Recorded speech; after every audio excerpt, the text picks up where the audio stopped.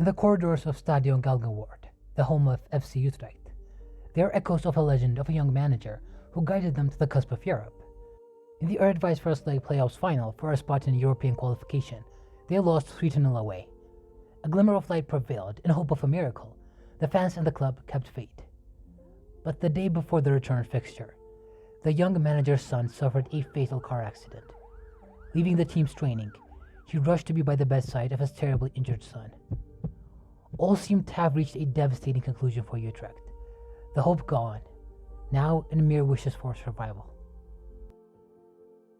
But fate wrote a different story. Sometimes, fairy tale endings indeed exist in life. But for every fairy tale life entails, there's another story of utter profligate, this time at the corridors of Old Trafford with a manager whose own indomitable spirit is now at odds with his survival. The game against Porto this year marked the anniversary of arguably the most disappointing day for United's hierarchy.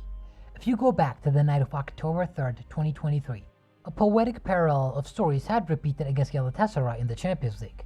Man United playing well early on, taking a well-deserved lead, but succumbing to a comeback twice, and down to 10 men within the last 10 minutes. That night was the biggest letdown for the club's hierarchy, who saw the demise of the very reason the club brought in Erik Ten Hag. This is a story that started way back in March 2022 at the peak of United's disastrous campaign. As the club was tearing itself on the pitch, a different story was unfolding beyond the gates of Old Trafford, and it all twisted and intertwined to a cataclysmic unraveling on the night of October 3rd. Ladies and gentlemen, this is the story behind the beginning of Ten Hag's reign, the madhouse and bliss that followed, and the ultimatum of the manager's era. This is the fallout of Erik Ten Hag.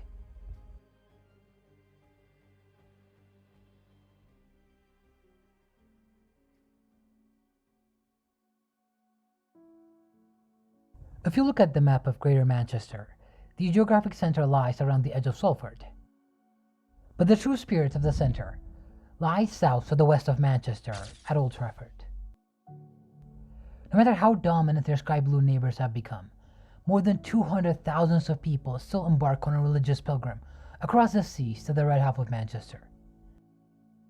Every year, they stand at the gates of Old Trafford and at the statue of George Best, Dennis Law, and Bobby Charlton, marveling not at the megastructure in concrete, but at the legend that echoes within its sphere, the stage where history has unfolded for generations. But 9.3 kilometers away, southwest to the Theatre of Dreams, lies the riding house for the modern era of United, the Carrington Complex, the club's training ground and home of the analysts, where the scripts that play every 2 weeks at Old Trafford are rehearsed and mastered. In the spring of 2022, though, as Ralph Rangnick was struggling to brew the storm wrecking the club to shreds, a different story was unfolding beyond the turfs of Old Trafford. The executives at the club summoned the first-team analysts from Carrington for a meeting. A special assignment was due. On most occasions, these specialists are tasked with analyzing transfer targets or the recent performances of the first team. But this time, the objective was different. They were tasked with analyzing managers. John Murter, the soon-to-be director of football, was about to take a data-driven approach to appointing the messiah that would finally end the havoc ensuing on the pitch. 4-man shortlists were forwarded to the team: Mauricio Pochettino, Julian Lopetegui, Luis Enrique, and Erik Ten Hag. Murter, the leader of the special task, forwarded exactly what was to be studied about these candidates: the way their teams played, not just at the start of the seasons, but at several points, their performances, wage expenditure, decisions in transfer windows, work with respective academies, any issues they had with players, and how they coped with dip in forms. After a rigorous study, the analysts reported back with the final results. One man was the outstanding candidate. Ten Hag, they noted, has gone through 2 rebuilds at Ajax. The results scored highly in the process. The final phase entailed an interview on Skype between the top candidates in the United hierarchy. Ten Hag blew them away in the interview, in which he pointed out many of the club's faults and how he'd handled them. The United hierarchy were more than impressed. The vision had fully sold them. The Dutchman got the job. Murter and the board wanted a manager who could develop players. is still a brand of football rooted in United's identity. But before the interview ended, the United hierarchy told Ten Hag the one objective they expect from him. It wasn't to finish top 4, to win trophies, nor to play exclusive brand of football from the go. They had one requirement they desperately needed him to do. It was to instill a never-say-die attitude within the squad. Through the chaos that engulfed United in that season, fears of giving up were quite common. The team would get hammered easily, succumbing under mild signs of turbulence. On numerous occasions, the squad gave up and led to the sacking of Solskjaer and the disaster under Ragnick. The United board were clear in this regard. They wanted him to build a team that would fight until the end no matter what. But in the second season of his appointment, Ten Hag failed the objective. The result wasn't a team that never gave in, but rather one that implodes under the coming of adversity. 2 weeks prior to October 3rd, the match against Bayern Munich at the Allianz Arena spoke volumes. The team went 2-0 down. For about 10 seconds, the team remained in silence as they walked back to their positions. Neither Bruno's nor Martinez's effort to rouse their teammates worked. They seemed indifferent, broken. Their reaction spoke of a team afraid of humiliation, just to avoid a nightmare yet to come. Bruno's comments after the game confirmed it. United looked devoid of confidence. I think no one would expect us to come into Bayern and score 3 goals. I don't think anyone out of us would expect us to fight for the result and trying to get something from the game. It was a similar case against Galatasaray. Fernandes and Rasmus Højlund, among others, walked back to the halfway line with their heads bowed down after Wilfried Zaha had equalized. They had lost 2 leads in one night, conceded a red card, plus a penalty, and lost to a Turkish side at Old Trafford for the first time in history. After the match, sources claimed the dressing room was dead silent. For the executives, this was the most disappointing of the revelations. The failure of Ten Hag to build a team that fights until the end. The end result was a Manchester United squad that was gripped by fear and devoid of trust. It only seemed fitting on the 1-year anniversary of that night, United again lost a 2-goal lead and went down by a man in the exact scenario with 10 minutes to go. This has been a recurring pattern of Ten Hag's reign. United have lost more games after the 90th minute mark under him than in their entire modern Premier League history. On 6 occasions, succumbed and lost under pressure. They lost to Arsenal in the 93rd minute at the Emirates and gave away their lead to Chelsea to lose after the 99th. Distinctly, this isn't a team brewed to fight until the end. They're one that capitulates under pressure. And since 2013, United have lost more matches by 3 or more goals in the league, 23, than in 1,035 games under Ferguson. From the 23, Ten Hag was responsible for 8 of them. But mental strength isn't the only of Ten Hag's failure. More than 2 years into his reign, he has fallen short to deliver a brand of football synonymous with any identity. He boldly proclaimed of his desire to create the best transition team in the world. Little do we know of his definition of transition is of a kamikaze ball, without any control that swings in a ping-pong style game from one side to the other. His tactical transition from his first season created a gap in midfield between an attack that tries to win the ball high, but a defense too afraid that retreats into their own half. The result was a midfield getting overrun by every opposition they faced. Their defense became directly exposed in the aftermath, leading to the concession of the second most shots from all the teams. Only relegated Sheffield United allowed more efforts on their goal. The season's average was more than twice as United would allow in any of their average game, just 7.7. A club at the level of United shouldn't be dabbling with chaos football at all. Some might argue Klopp did the same with his heavy metal style, but the contrast is the deceptive nature of Liverpool. Jurgen's teams aren't truly chaotic in reality. A more fitting term for their play is artificial chaos. All of their actions are part of a master plan that's designed to punish teams whichever the outcome of their gamble is. When Trent crosses the ball, they aren't wishfully hoping for some miracle man to score. They know Darwin Núñez will be at the front end of it, and if or when the cross fails, they're structurally prepared to counterpress and suffocate their opponents quickly, ending up creating a far more lethal threat to their gamble than their initial plan. But for Ten Hag, it's purely at the hands of fate. When a player crosses the ball in prayer to the gods, some other man will be at the receiving end. And when it inevitably fails to the hand of the opposition, they're simply at the mercy of the enemy, lure them out of their field and expose their shaky backline with no atonement to be found from their midfield. This was never sustainable at any point, and Ten Hag does agree too. We have to keep the ball longer, otherwise we are coming into a tennis match. But he doesn't seem to be keen on solutions. His sides have traveled to Brentford and Chelsea after that quote. They had been leading in the 96th minute or latter in both, yet failed to win any of them. Across the two matches, United conceded 59 shots. After the Chelsea match, Ten Hag once again replied to a question about the effects of radical change. Don't interrupt the process. We have a good young players coming through. You need to follow the process. Process? What process? Process has a distinctive, predictable and organic pattern to it. When Manchester City bore their opponents to death by intriguing passing among their players, suck the life out of their opposition and score, that's process. Arteta did with incremental improvements from a team lingering in mid-table to a top-full challenger all the way to back-to-back title charges in 3 years is a process. Conceding 31 shots against Brentford, at least 2 more than Brentford had managed in any game for 5 years, is not progress. Neither is fixing the very mistake that exposed your defense in your 3rd season. For more than 2 years, Ten Hag has been preaching about improvements, processes, and sticking to the plan. And well into his 3rd year, the message is still the same, yet without fruit. But it's not only false hopes that have been preached. Excuses have dominated the tale for far longer.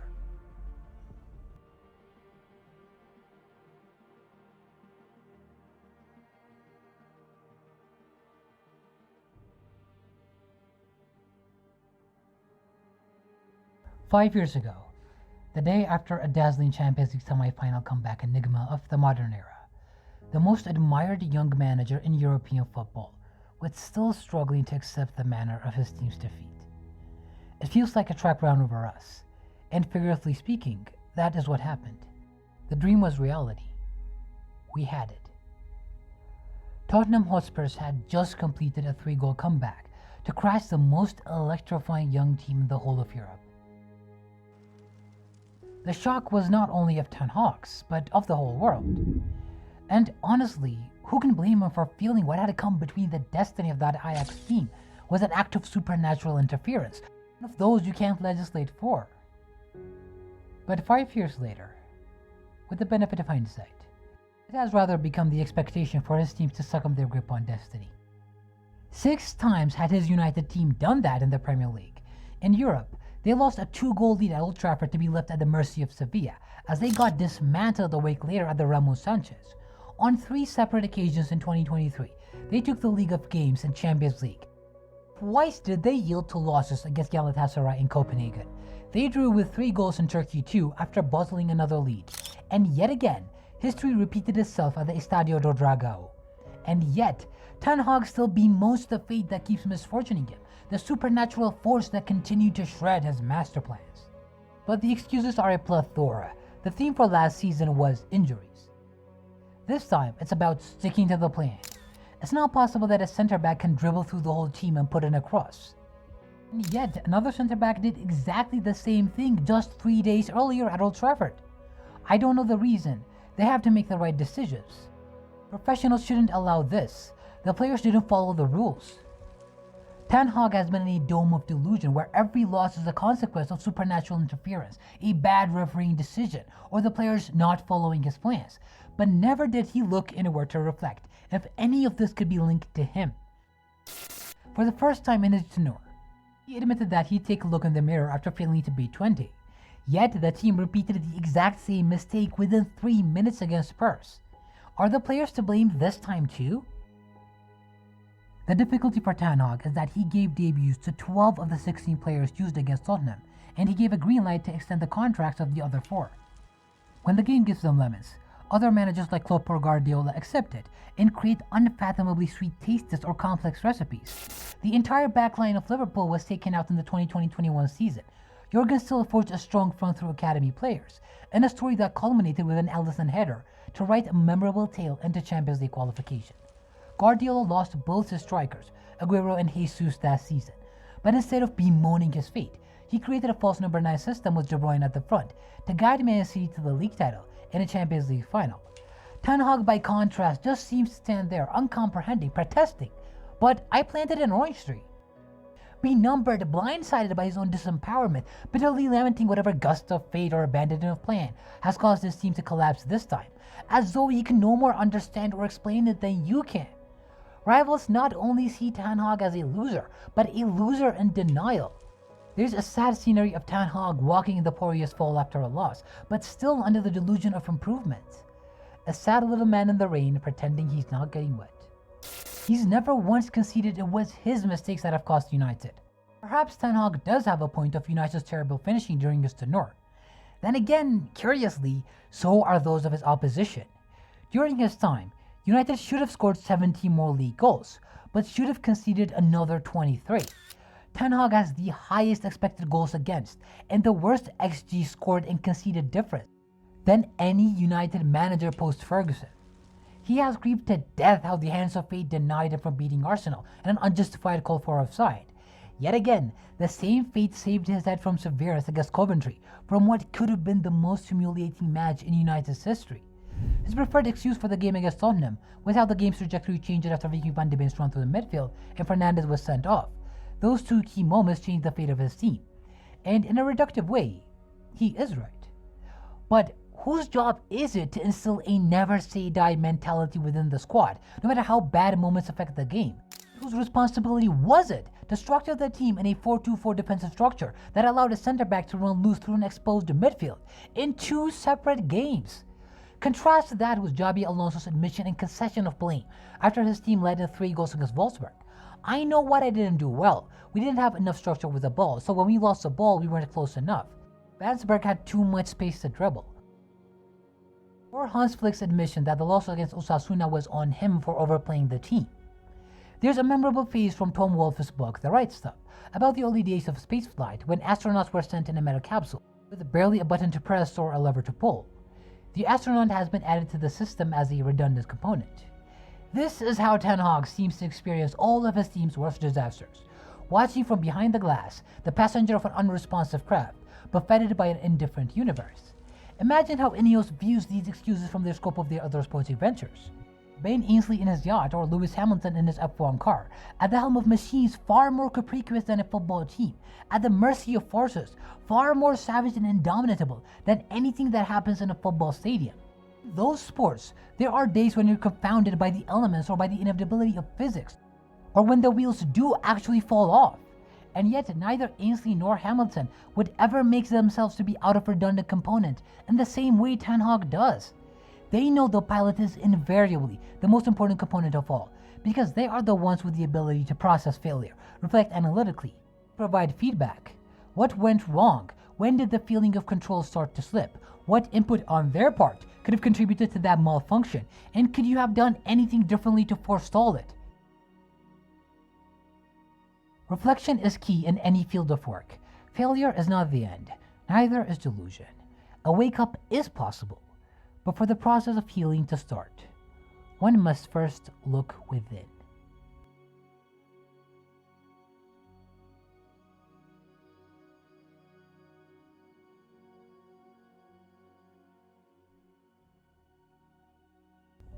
In the corridors of Stadion Galgenwaard, there's a fable that echoes about a young coach at Utrecht. The team was at the cusp of European football, but his son was in a serious car accident, and the players didn't know if he would make it to their next match. It was a playoffs final in which they trailed 3-0 from the first leg.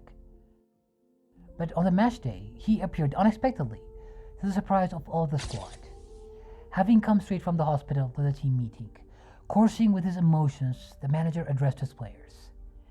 "My son has miraculously survived. Now it's up to you to make a miracle too." Utrecht went out, won 3-0, and prevailed on penalties. Emotions burst through the entire stadium, goosebumps overtaking everyone's soul. And at the touchline, an ecstasy, for once freed from the grief that plagued him, was the young manager filled with joy, who had just guided FC Utrecht to Europa League qualification in just his second career season. That manager was Erik Ten Hag. You look at what has transpired at United and you're left wondering, what happened to him? Where is that leader? Still, in spite of all that transdued, all the revisionism of how much of a bad, stubborn coach he was all along, there's an inspiring story underneath it all. Ten Hag wasn't a manager given the job on a silver platter because of a glorious playing career, but one who had to prove himself from the ground up. A guy who was mocked by the Eredivisie media with his East Dutch accent, who overcame severe criticism at Ajax, all the way to managing arguably one of the biggest clubs in the world. Here is a manager who was ridiculed by the Dutch media as a peasant from the countryside, a garden gnome, confronted and attacked by an Ajax mob outside of the Johan Cruyff Arena. Yet he left his team's bus and spent 2 hours talking to the mob until it calmed. From all that test and all the challenges, he overcame it all to becoming considered one of the best Dutch managers in the world.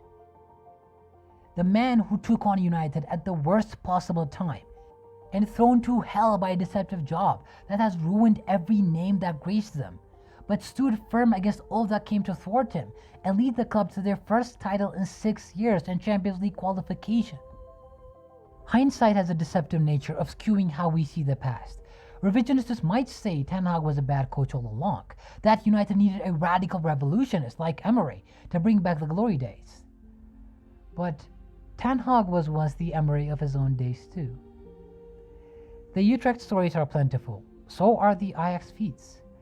Martin Meyers' biography on Ten Hag tells the story of the iron drive of a man who strives to affect standards in every area, of a guy who worked until 10 p.m., banned mobile phones, painted tactical lines on the training pitch, continually stopped training sessions to coach tiny details, of a coach who even decides which soap and sponges the cleaners use, of a leader who sees opportunities for improvements every step of the way. Ten Hag took Utrecht to a cup final in Europe. With Ajax, he reeled off titles and reached their first Champions League semi-final in 22 years. At the peak of the golden Ajax class of 2019, his team scored 175 goals. Tactical blogs hurled Ten Hag's style of philosophy as vertical tiki-taka. And when United sought out candidates to take the reins in 2022, it seemed a no-brainer the brightest manager in all of Europe took it. Fans begged for it to be Ten Hag and no one else. And 8 months into his reign, he was a miracle worker, the man who stood firm against Ronaldo and won the battle, the messiah that ended United's longest trophy drought of the modern era, having achieved the second highest points tally post-Ferguson. He also has the highest possession win rate in the final third, highest XG per game, and the best goal conceded per XG given stat than any manager post-Ferguson. Now, it all seems like a lifetime ago, and a different person. Perhaps the biggest problem with Ten Hag is the shift of extremes, from the peak of Carabao Cup victory to a humiliating defeat at Anfield, from collapsing against Galatasaray to one of the most emotional last-minute winners in Premier League, from being shredded at Selhurst Park to the finest FA Cup glory at Wembley. Everything swings from one extreme to the other like a pendulum, kind of like his transitional style of play. But if he wants to build anything sustainable, a true process needs to take shape. The call for Ten Hag's head has reached its climax, but Ineos have stuck their guns with him. Ten Hag can no longer blame the lack of time, investment, nor structure. The same fate he bemoaned for cursing him has ironically given him an opportunity no other United manager had. The fault is now with him. And to heal, he must look in the mirror and realize it isn't working, and it's time for a change. Self-reflection is a crucial element of any great manager. Eddie Howe was once criticized by the British media for his Bournemouth team being too easy to play through, and the lack of defensive solidarity. He reflected and indeed conceded to that fact. He didn't rip his philosophy to shreds, he merely improved it. I had this reputation of not being a good defensive coach, and I didn't particularly like that. I went away and looked at everything I was delivering, and our defensive record at Bournemouth wasn't very good. You have to be very self-critical. The product of that growth was having the joint best defense in his first full season at Newcastle, and a goalkeeper with the second joint most clean sheets. When Erling Haaland disrupted Pep's system with his poor link-up play, and results started to dwindle, he realized the need for a system that could compensate for Erling Haaland's shortcomings. He migrated to a back-three system that revolutionized Man City into treble winners. Now it's time for Ten Hag to do the same. Admitting his tactical shift was wrong would merely elevate his character, not diminish it. If Ten Hag manages to steer the ship from the iceberg it's sailing towards, history's revisionism will narrate this with the tone of a victor. October 3rd against Porto will not be remembered with the parallels of how they collapsed against Galatasaray, but how they instead fought until the end with a never-say-die attitude and snatched a draw from the jaws of defeat with 10 men, overturn the results and win away at the hostile Turkish grounds of Fenerbahce, and the legend will narrate the parallels of changing history, from collapsing against Galatasaray away to triumphing over and slaying the old ghosts of Turkey. The story is not over. Not yet. Introspection, self-reflection, correction. This is the absolute bread and butter of how Ineos pursues success and improvements in other sports. The thing Ten Hag seems to struggle with the most. It's time for Ten Hag to look in the mirror and reflect on the change that's needed. It's either the mirror or the end.